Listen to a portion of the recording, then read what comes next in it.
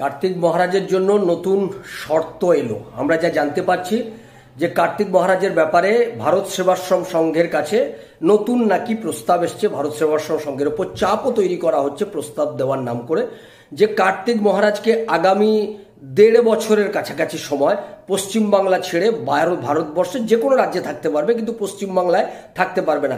বিশেষ করে আগামী বিধানসভা নির্বাচন এবং বিধানসভা নির্বাচনের পরের 6 মাস পর্যন্ত কার্তিক মহারাজ এ রাজ্যে থাকতে পারবে না।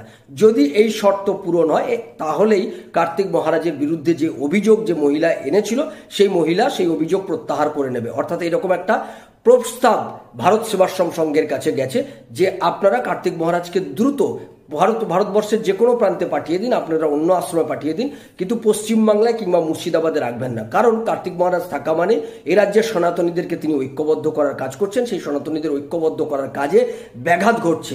রাজ্যের আমাদের দেশের বাইরের যে জঙ্গিরা রয়েছে সেই জঙ্গিরা মনে করছে কার্তিক মহারাজ তাদের কাছে একটা থ্রেট, এবং এ রাজ্যে তারা যে কাজ করতে চায় সেই কাজের ক্ষেত্রে এটা একটা বাধা হয়ে দাঁড়াচ্ছে কার্তিক মহারাজ।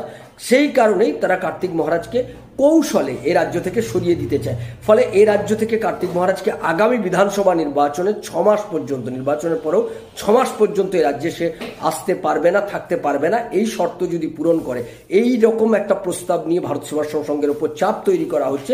যদি এই প্রস্তাব পূরণ করে তাহলে কার্তিক মহারাজের ওপর যে অভিযোগ এই মহিলাটি এনেছিল মুর্শিদাবাদে, সেই মহিলাটি প্রত্যাহার করে নেবে। এইরকম প্রস্তাব কিন্তু ভারত সেবাশ্রম সংঘের কাছে এসছে।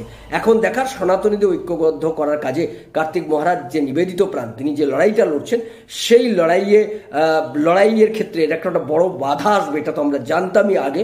সেই বাধা অতিক্রম করে কার্তিক মহারাজ তিনি দাঁড়িয়ে থাকতে পারেন কিনা, আমাদের সেদিকে নজর থাকবে।